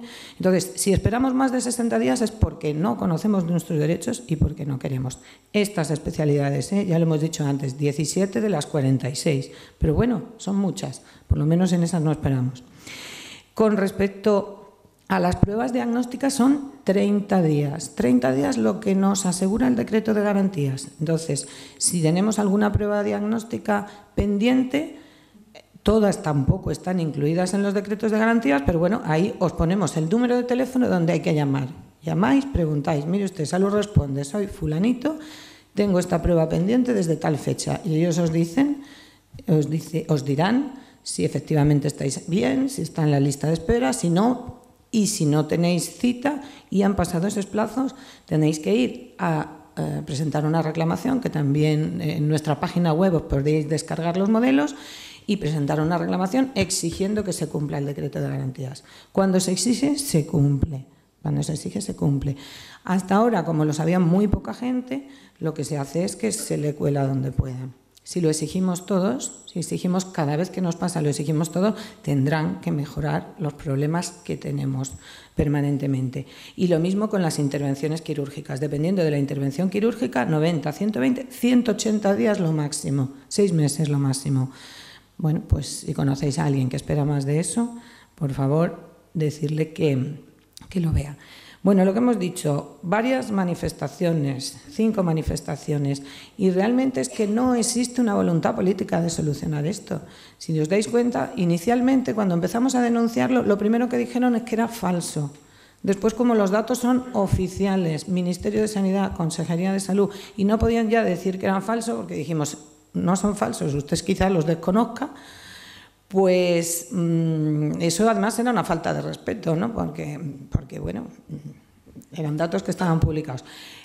Pues después han empezado a decir, sí, vamos a abrir un materno-infantil, han prometido un materno-infantil, no hay presupuesto, han prometido yo lo de la unidad de ictus, sí, lo he escuchado, espero que sea cierto, pero primero lo publicitan y luego ya veremos cuándo lo abren, ¿no? Como las 5 primeras piedras del Chare de Bollullos. Queremos menos propaganda y más hechos. Queremos que se cumpla la ley, que se cumplan los decretos de garantías, como estamos diciendo, que por favor, eso es muy importante, eso es vuestra salud y la de vuestra familia, llevaros el folleto, guardarlo en un cajón y cuando tengáis dudas, ahí tenéis los teléfonos y tenéis como un pequeño resumen. El viernes, si alguno está interesado, el viernes a las 6 de la tarde vamos a hacer en la Asociación de Vecinos del Molino, vamos a hacer como un pequeño curso para enseñarle a la gente como un poco más profundamente el tema este del decreto de garantías. Vamos a intentar formar a unos voluntarios para que puedan seguir informando a la gente, pero bueno, somos una asociación que vivimos de nada, porque nuestros socios no pagan nada, o sea que si os queréis hacer socios no vais a tener que pagar una cuota y, bueno, pues de las donaciones individuales de quien quiera. Entonces, bueno, pues hacemos lo que podemos, por lo menos intentar que esto se difunda lo máximo posible y que la gente eso pueda hacer valer sus derechos. Queremos que los presupuestos que se dediquen a sanidad estén garantizados, estén provincializados, porque aquí no se sabe lo que se gasta ni en Huelva ni en Sevilla, cada provincia piensa que se gasta en otro sitio y cuando luego empiezas a rebuscar no se ha gastado en ninguna parte. Y queremos, bueno, pues el cese de todos los responsables, que además lo exigió el Parlamento de Andalucía. Hay una resolución del Parlamento que dijo eso y tampoco se ha cumplido. Y bueno, y para terminar de rematar esto, o sea, si ya nos hemos dado cuenta que la fusión no era buena, que además no era porque nosotros lo decíamos, en Inglaterra, en Gran Bretaña, se intentó hace unos años y fue una debacle, la mortalidad aumentó muchísimo, bueno, fue un desastre total, eso está publicado y nosotros se ha demostrado que Huelva era la que tenía las listas de espera más largas y se ha demostrado que cuando ha empezado la fusión en Granada también ha pasado. Bueno, pues ahora lo que pretenden con un proyecto de ley que tiene un nombre muy bonito y se llama Proyecto de Ley de Sostenibilidad del Sistema Sanitario, lo que queremos todos, pues en ese proyecto lo que pretenden es hacer las fusiones, en vez de hospitales, de unidades una a una. Bueno, hombre, no nos tomen el pelo más, ya hemos dicho que no lo queremos, lo hemos dicho en la calle, se ha dicho en el Parlamento, lo ha dicho el Tribunal Superior de Justicia de Andalucía, lo dicen los resultados y ahora nos lo van a meter por debajo. Bueno, pues entonces eso, pedimos también, estamos recogiendo firmas, otra de las campañas que tenemos es en contra de esa ley de sostenibilidad, que lo único que sostiene son todas las cosas que han llevado a la debacle a nuestro sistema sanitario. La subasta de medicamentos, los cargos de libre designación, los nombramientos digitales, en fin, ¿qué más cosas? No sé, ya no me acuerdo, porque son tantas que la ley es un desastre, además no entra en los problemas reales del sistema sanitario. Y bueno, pues fuimos al Parlamento a pedir que voten en contra los parlamentarios, veremos lo que pasa, ¿no? Y bueno, lo que estábamos hablando de los presupuestos de la voluntad política, estos son los presupuestos de Andalucía para el año 2018, fijaros, son 35.000 prácticamente millones de euros. Nosotros hemos cifrado que para tener a Huelva medio normal, con 300 millones nos valía. Si tú ganas 35.000 euros y yo te pido 300 euros, ¿no tienes de dónde sacarlos? Hombre, yo creo que no pedimos la luna tampoco, ¿eh? Y con eso casi montábamos casi la mayoría de las infraestructuras que os estamos diciendo que nos faltan. Y esto es lo que la Junta de Andalucía ha publicitado que van a ser inversiones. Y sí, tenemos algunas cosas, como el principio del proyecto del Centro de Salud de Isla Chica, que lleva muchísimos años prometido, el proyecto del Chare de Bollullos, pero si os fijáis, el materno-infantil de Huelva no aparece por ninguna parte, ¿eh? Y sin embargo, sí aparece terminar el materno-infantil de Almería. O sea, que no es que se nos ha pasado en los presupuestos, no, es que no está. A pesar de que ellos siguen diciendo que sí, pero se les ha mandado una carta a la presidenta de la Junta de Andalucía y a la señora consejera preguntándoles, se lo preguntamos en octubre o en, no sé, no recuerdo bien la fecha, y no nos han contestado si existían, algo tan fácil como decir en la página 35, ¿no? Y bueno, pues ya está, lo único, terminar, agradeceros que hayáis aguantado todo este rollo, que os vayáis con el miedo en el cuerpo, que hay que llevárselo, llevaros por favor el folletito y eso, queremos ser con el resto de los andaluces y que por favor nos apoyéis en esto.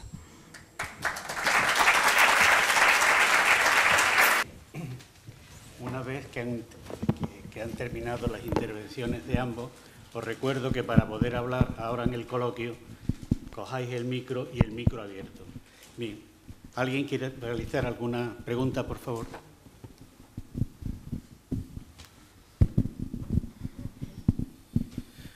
Señora Paloma, que le pregunté antes por el famoso helicóptero del 061, que en Huelva tenemos un hospital con una plataforma para que aparque el helicóptero, pero el helicóptero nunca lo veo en Huelva. ¿Cuándo lo vamos a tener de verdad en Huelva aparcado para una emergencia? No, aparcado no lo vamos a tener nunca. El helicóptero está compartido también con Cádiz y con alguien más, no recuerdo. Entonces, el helicóptero único nuestro aparcado, si no teníamos ambulancia.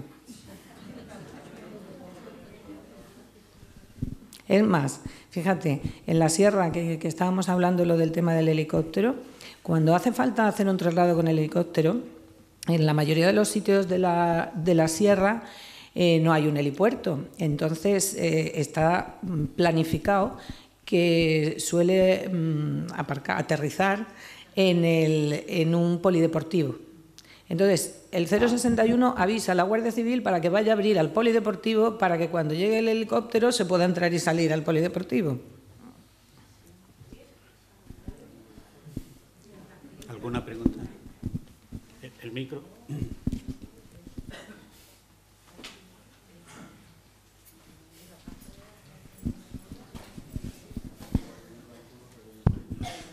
Bueno, yo voy a empezar por el final de día. Aparte de felicitaros, agradeceros a la asociación lo que estáis haciendo, voy a empezar por el final de Diego. Él ha aludido al juramento hipocrático y yo creo, o tengo idea, que algún decano, en ese acto folclórico que decía, se ha permitido el lujo, 20 siglos después, de cambiar el juramento hipocrático. Y los principios bioéticos pues van por el mismo camino. Decía Hipócrates, primus non nocere, o sea, lo primero es no dañar. Y ese es el principio en el que nos tenemos que mover todos los profesionales sanitarios. Pero aprovechando que el moderador es un ilustre economista, yo voy a apelar a él y voy a decir por qué. Porque estamos hablando y escuchando continuamente hablar de los recortes. Y que toda la situación viene como consecuencia de los recortes. Pero cuando hacemos el balance histórico que ha hecho Paloma, vemos que en los años de bonanza económica, que no había recortes, también éramos los últimos. Por tanto, el argumento de los recortes es una falacia más. Y además de ser una falacia, hay un mantra establecido sobre la superación cada año del presupuesto. Y esta es mi pregunta al moderador. Dicen los políticos y los economistas que el papel lo aguanta todo. La presidenta de la Junta decía, este año va a haber 520 no sé cuántos millones más para sanidad. Como si hay 500.000 millones más. El problema no es lo que tú presupuestes, lo que gastas, sino lo que seas capaz de ejecutar de lo que has presupuestado. Si yo tengo 35.000 millones, como tú has dicho, Paloma, pero no soy capaz de ejecutar más de 3.000, definitivamente el presupuesto no me vale y la indigencia se instala en la sociedad y siempre el que menos llora, como dice vulgarmente, menos mama, que es lo que nos pasa en gran parte a la provincia de Huelva. Don Antonio.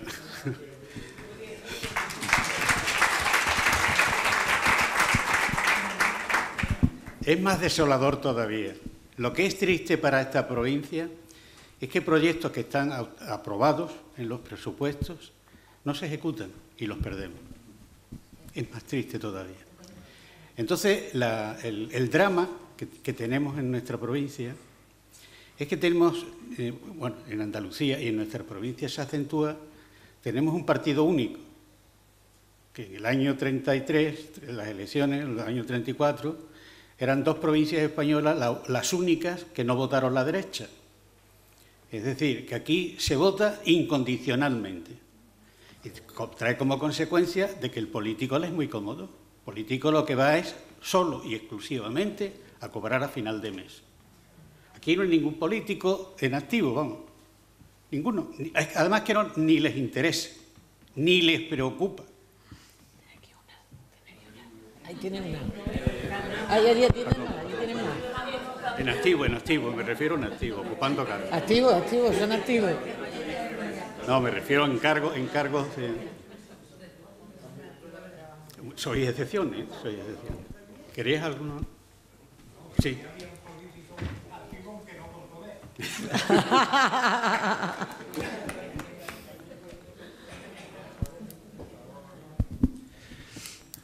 Buenas tardes. Bueno, aparte que yo trabajo en el sistema sanitario, en atención primaria, también soy político, pero no en el poder. Lo tengo que comentar. Vamos a ver,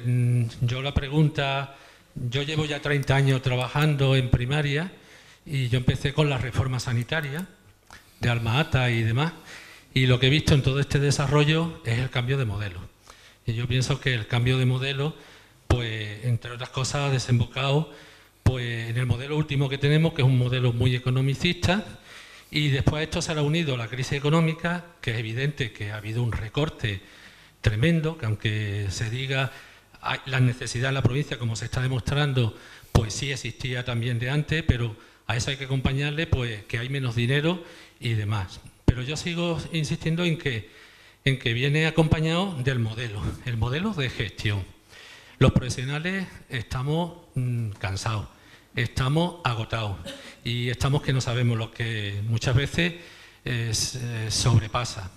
Y yo creo que es por la profesionalidad el que no salgamos las noticias por otros temas más dramáticos, ¿no? Porque creo que todavía pues hay esas ganas de trabajar y esas ganas de hacer las cosas bien. Yo trabajo en Lepe, en el centro de salud. También conozco el tema del Chare. El Chare, como ha dicho la señora Paloma, le voy a tutear, pues es evidente que hay un pim-pam-pum de dos partidos, o del partido que gobierna y demás. Y bueno, ahí se ha licitado el tema de los accesos y todo eso, pero va a llegar un momento que cuando ya eso esté solucionado dentro de pocos años, pues vamos a ver, después habrá que hacer presupuestos para los que se han llevado a otro sitio, como muy bien has dicho. Y después la otra parte de la intervención es que lo que está demostrando con temas de corazón, esto y demás, es que la evidencia científica dice cómo orienta y dice cómo hay que hacer las cosas. Y tenemos unos gestores que a los profesionales pues no se tienen en cuenta.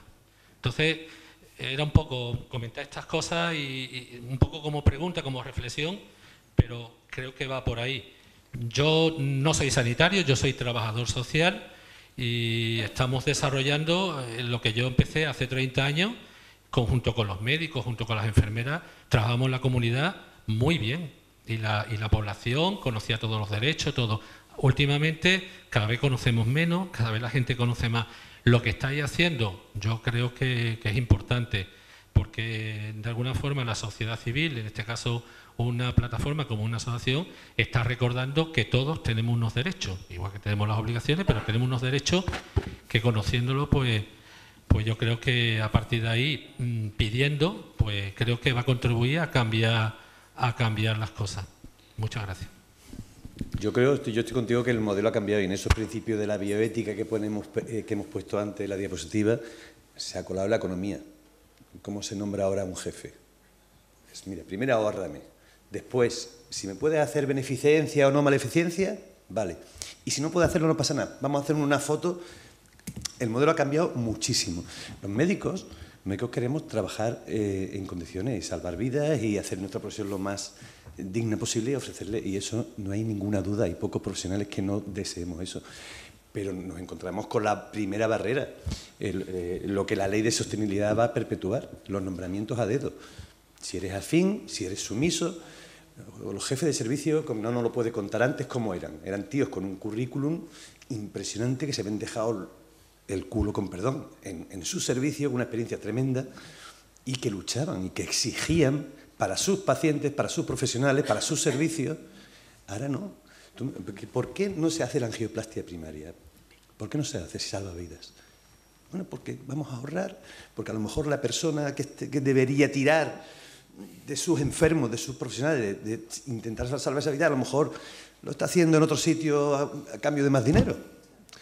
Y mientras no le da por culo al gerente, no lucha por sus pacientes. Ese modelo es el que nosotros creemos que hay que cambiar, porque eso es lo que perpetúa la ley de sostenibilidad.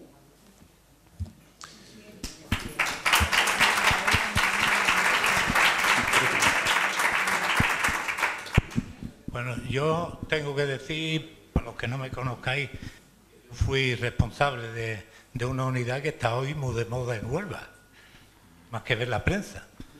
Hoy ha salido. Bien, pues yo puedo decir que a los jefes de esto que es, yo le agradezco la definición que ha hecho de los antiguos jefes, Diego, los que éramos jefes entonces nos llamaban a la administración los pata negras, porque no podían con nosotros. Y había que quitarlos de en medio. Y nos decían los pata negras. Yo les puedo garantizar que ahora mismo en Andalucía pata negra quedan los de la palma de una mano, si es que llegan. O menos. ¿Por qué? Pues porque son todos cargos de confianza de los respectivos gerentes y por tanto con designación. Y quien te designa te quita de tu puesto cuando no cumple las órdenes adecuadas. Pero además hay hasta 500 sentencias, me parece, que había en contra de nombramientos digitales de jefes, y siguen nombrándolos igual. Pero claro, ¿qué es lo que sucede? Que desde el momento que no se convocan los concursos para cobertura de plaza, cuando empezaron los recortes, y yo tengo que seguir discrepando en el tema económico, porque lo que se le dice a las autonomías es: tiene usted que rebajar el déficit suyo en un punto y medio, pero no le dice rebájelo usted de sanidad o de educación, rebájelo de 3 canales de Canal Sur, por ejemplo. Que no ve nadie. Entonces, a lo que voy es a que la ley de garantía de sostenibilidad hay que derribarla. Yo he participado en la Escuela de Salud Pública y puedo decir que la sociedad de mi especialidad ha hecho muchas enmiendas y no se ha recogido ni una. Pero el discurso luego es: hemos consultado con las asociaciones, con las sociedades, con lo cual ellos se blindan. Y de esa manera es como se funciona. Decían al inicio de los recortes, es que si no rebajamos los sueldos, si no rebajamos el horario de trabajo, tenemos que echar a la calle 8.000 eventuales. ¿Quién se cree que puede funcionar un modelo sanitario con 8.000 eventuales? Si echan a 8.000 eventuales, tienen que cerrar 14 hospitales de Andalucía. Por tanto, no caigamos en la trampa de la economía. Como muy bien se ha dicho, son economicistas. Pero no es un problema económico el que tenemos. Mira, a colación de lo que tú dices, Huelva tiene alrededor de 4.500 profesionales sanitarios. O sea que si echaban 8.000, pues 2 provincias se quedaban sin servicios. Y mira, estos son los presupuestos, fijaros que el Consejo Audiovisual y Canal Sur suman más que Justicia, los presupuestos del año que viene. Y la Administración Paralela abajo, la mitad que el Servicio Andaluz de Salud. Entonces, ahí es donde está la clave. El dinero se gasta en lo que se quiere gastar. Y entonces, pues luego no hay, claro. Pero es la misma falacia que la de profesionales. Profesionales hay, porque además se van al extranjero. ¿Se van por qué? Porque estas condiciones no las quieren. Yo no encuentro gambas. En Huelva no hay gambas. No, en Huelva no hay gambas a €1.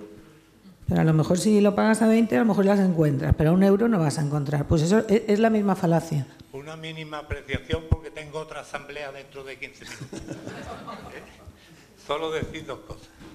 La famosa fotografía, y conste que los admiro porque son extraordinarios profesionales y muy buenos compañeros, pero la famosa fotografía de portada de la prensa de los jefes apoyando la fusión era falsa. Jefes no había, y los pocos que había eran ilegales porque no cumplían los requisitos de exclusividad y de dedicación de las jefaturas. Eso por una parte. Y por otra parte, y digo esto y me voy. Yo, por razones de salud, fui mandado a mi casa. Creo que lo digo así. Tocaré madera, no me vaya a pasar algo esta noche. Pero yo me jubilaron, en una palabra. Yo creo que, entre otras cosas, puedo ser pata negra, pero bueno, me jubilaron. Esto fue a finales o primer trimestre del 2002. 6 años. La plaza de jefe de hematología lleva 6 años sin cubrir y sin convocar. Y hoy tenemos solo un hematólogo en el Infanta Elena para 170.000 habitantes. Sí, pero Antonio, hay una cosa que estamos de acuerdo, me parece. El tema económico es gestión. Y vosotros que sois médicos sabéis, como cualquier organización grande, que si se racionalizan las cosas se puede conseguir, evidentemente, unos ahorros. Pero claro, si la voluntad política es mantener una administración paralela, pues claro, no hay manera de poder ahorrar. Es decir, esto es una filosofía pura. Es decir, no hay organización grande, sin grandes organizaciones, donde tú racionalizas las cosas y se producen ahorros. Ahora, si no hay voluntad política, evidentemente, no puede ser. Entonces, hay siempre, en toda organización, una serie de despilfarros que se van manteniendo a través del tiempo. Yo me acuerdo que cuando fuimos al ayuntamiento, había 2 policías vigilando un estercolero que ya no había ni siquiera estiércol. Pero eran 3 turnos, que eran 6 hombres, por ejemplo, por decir una tontería. Si yo te cuento cosas en Río Tinto Patiño, pues tú te dices, bueno, es de escándalo, ¿no? La ropa, dijimos una vez, mire usted, ¿qué es lo que dice el convenio? Que se dé un equipamiento en invierno y otro en verano. Bueno, pues ya está, se le da a todo el mundo lo que dice el convenio y la ropa vino a ser un 20% el consumo de ropa de lo que se venía gastando antes, porque había una picaresca, Se sacaba determinada ropa, determinada tal, se iba a las tiendas y se cambiaba por ropa de vestir, por ejemplo. ¿Alguna pregunta más?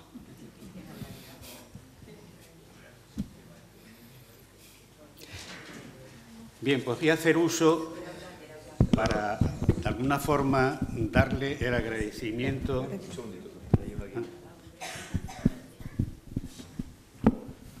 En relación a los que han participado, sobre todo este señor que es trabajador social, cuando se habla de sistema tiene que quedar muy claro 2 cosas. Primeramente, que el sistema tiene hecho un modelo que es hecho por personas que se hacen de una mesa. Y no es lo mismo cuando se desarrolla un sistema de una mesa que cuando se desarrolla desde el plano asistencial, que sobre el papel, como se ha dicho antes, sale muy bonito.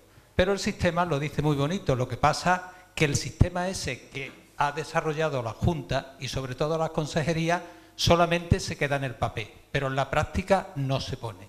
Porque, de hecho, ahora con las manifestaciones, la señora consejera y la Junta sobre todo ha estado diciendo siempre que iban a aumentar la participación de los profesionales, la participación del ciudadano, y de eso no se ha quedado. Primeramente, para que participen unos ciudadanos y puedan ser activos, que es lo que interesa, porque esta prestación de servicio, ¿cuál es el eje principal? Es el ciudadano, porque sin ciudadanos no podríamos estar los demás.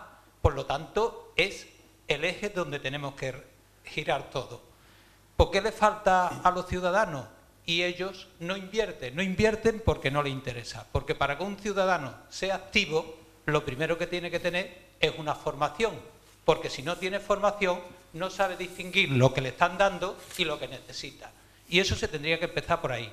Los profesionales, pues como han dicho ya anteriormente, son del sistema y entonces 3 o 4 no quieren hablar. Los profesionales no necesitan la bioética. La bioética ahora se está haciendo, como ha dicho antes, y como ha cerrado Diego Maimónides. Entonces, todos los profesionales sanitarios tienen un código deontológico y ese código deontológico es el que tienen que cumplir, que es garantizar al ciudadano una atención de seguridad. Y para eso están los colegios médicos, no los médicos, sino todos los colegios profesionales, que tendrían que hacer responsabilidad. Por lo tanto, aquí lo que hay una frustración, un abandono, ¿por qué? Porque no hay una respuesta política, porque no tenemos políticos.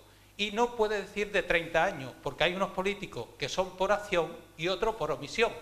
Y en este momento el Parlamento no tiene mayoría.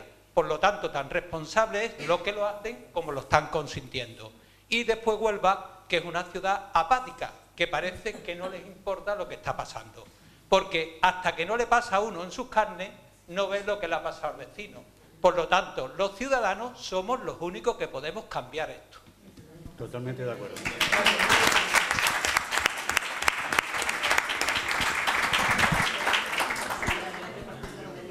Vale. Sí. Hola, buenas tardes. Yo es que estoy harto de escuchar que los ciudadanos de Huelva somos apáticos.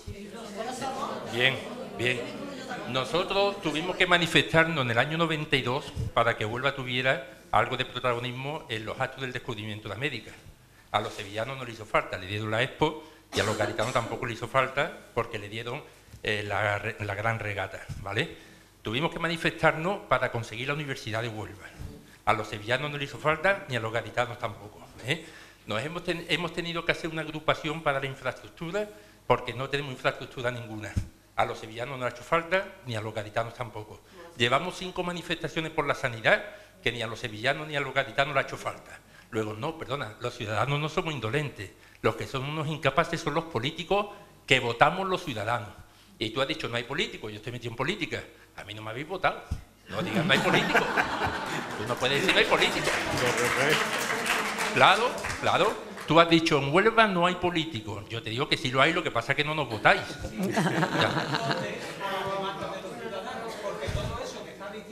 Sí. Sí. Bueno, perdón. No, pero después no participa, porque a mí no me puede decir ahora que hay un parlamento, que no hay mayoría, las cosas que se hacen unos por acción, porque pueden, y los otros porque... Por favor. Entonces no saben darle respuesta a los ciudadanos. Por favor, es que no se puede hacer una conversación entre los dos porque el micro...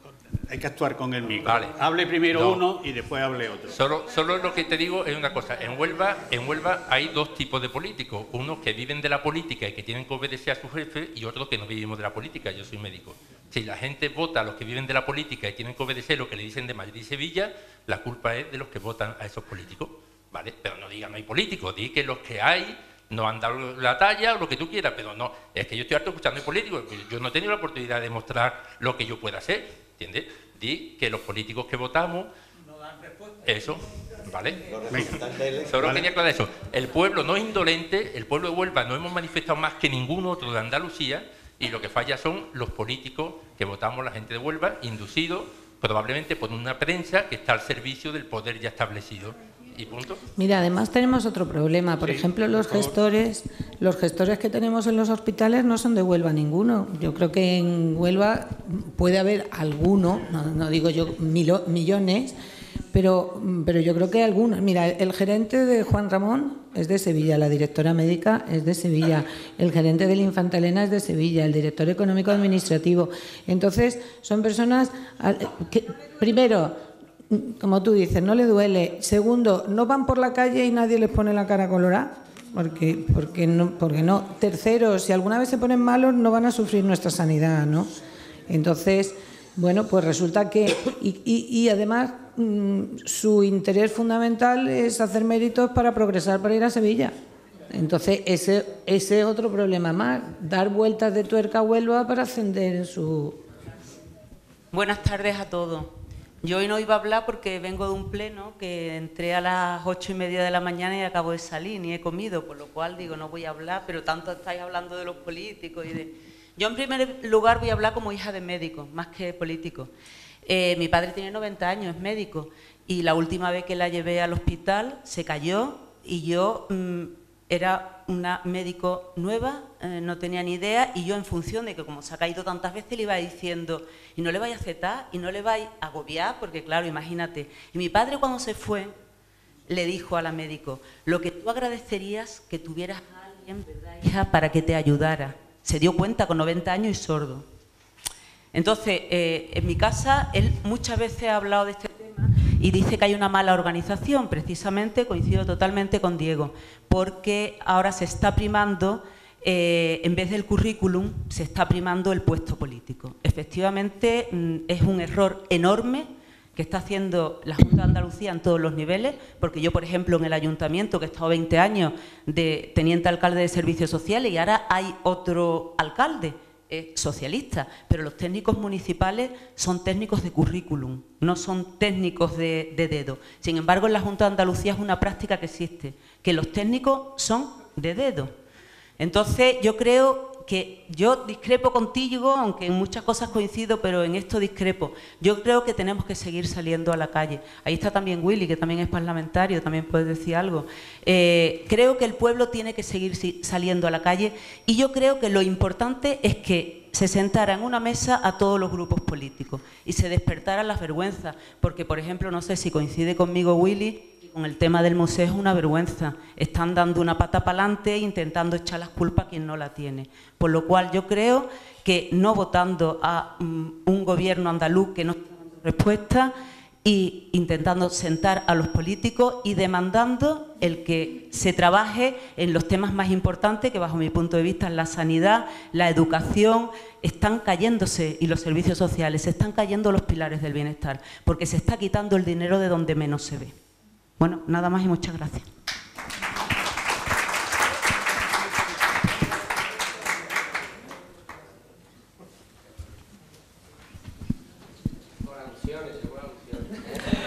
Anda, que no había políticos. ¿Está abierto?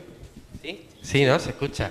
Bueno, buenas tardes a todos. He llegado un poco tarde porque vengo de otro acto y lo que estáis contando aquí, que no es la primera vez que yo lo escucho, lo hemos hablado con Paloma, nos hemos reunido en el Parlamento, pues es lo que vivimos, o vivo yo en este caso como parlamentario andaluz, en los plenos del Parlamento de Andalucía. Nosotros hemos llevado infinidad, además de la mano de vosotros, infinidad de iniciativas, infinidad de proposiciones, de propuestas, pero lógicamente quien no quiere hacerlo no lo hace, eso está claro. Yo coincido, no sé quién ha hablado por ahí porque no le veía la cara, con que efectivamente en el Parlamento no hay una mayoría parlamentaria. Es decir, el Partido Socialista no tiene una mayoría parlamentaria y hay que decir las cosas. Se está apoyando en un partido, en este caso el Ciudadanos, para que muchas cosas no salgan adelante. Y también, y yo soy, además de político circunstancial, porque yo creo que la política, en mi caso, yo la concibo como una cosa circunstancial, puesto que yo tengo mi profesión y aspiro algún día a volver a mi profesión. Soy periodista, imaginaos, periodista y político, ¿no? Esto es una cosa complicada, ¿no? Pero es verdad que lo que sí te demuestra es que la lucha sirve.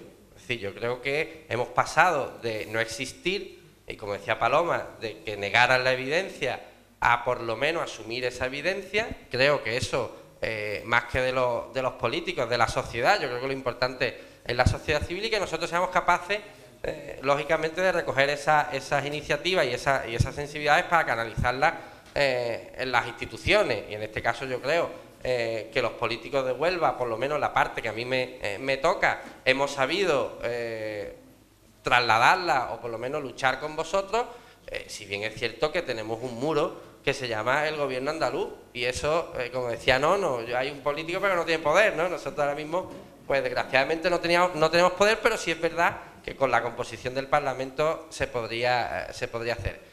Yo os animo y os invito y que sigáis luchando, que todos vamos a luchar juntos. Yo soy ciudadano de Huelva, yo vivo en Huelva y padezco también lo bueno y lo malo de la sanidad pública. Muchos de vosotros os conozco y lógicamente ofrecer nuestro trabajo, nuestra implicación, nuestra experiencia en lo que podamos ayudaros como lo hemos hecho hasta este momento y sobre todo escuchar escucharos y escuchar a la gente, que hay que escuchar a la gente, escuchar a los que saben, escuchar a los profesionales, para que no digamos tantas tonterías allí y sobre todo que no se hagan tonterías y sobre todo que no se le quite lo que de verdad le corresponde a esta provincia, que desgraciadamente cada vez menos y cada vez, y ahí sí coincido, parece que pasa nada, que no pasa nada, y con eso han jugado durante muchos años. Yo creo que en el ánimo de todos está cambiar esa situación. Muchas gracias.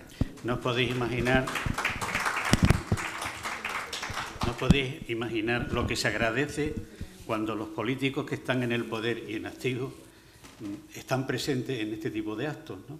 Porque es la forma de captar la opinión y el sentimiento de lo que tiene un pueblo, ¿no?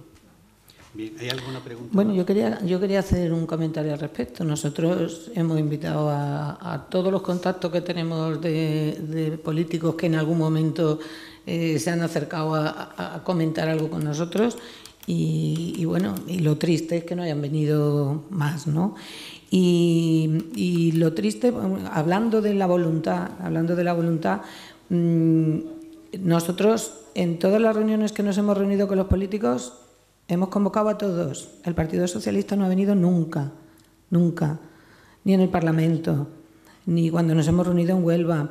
Entonces, vamos a ver, podemos estar equivocados o acertar, pero sentarse con nosotros no somos el coco tampoco.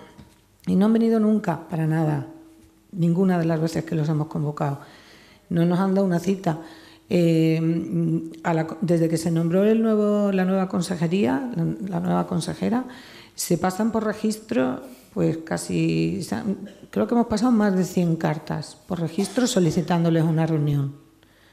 Y ni doña Susana, ni la consejera, ni la gerente del SAR. La gerente del SAR nos llamó un día diciéndonos: dentro de 3 días en Sevilla a las 11 de la mañana. Le dijimos: mire usted, en primer lugar todos trabajamos, el plazo es pequeño y Huelva tiene la entidad suficiente para que usted venga a Huelva, que vienen a ver la ciudad gastronómica u otras cosas. Nunca más se supo, quedamos en que nos llamarían, nunca más nos han vuelto a llamar. Entonces, es que no hay voluntad. O sea, podemos sentarnos, podemos hablar, podemos priorizar problemas. Tengo 500.000 euros, a ver dónde los gastamos, pero es que si no te sientas, no.